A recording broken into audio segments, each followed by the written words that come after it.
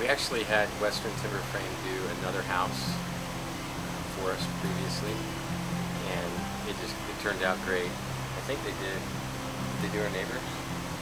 They did some repairs on a neighbor's pergola, and it looked great.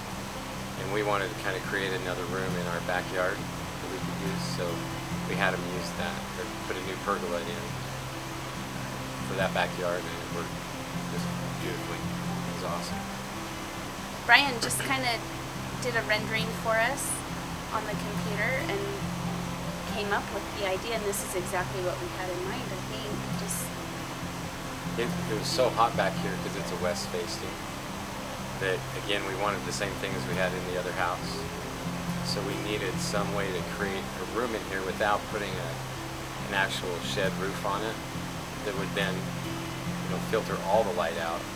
So we would be able to have the transom windows and things bring light into the family room.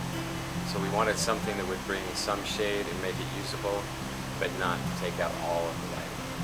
And it's a 2-level deck.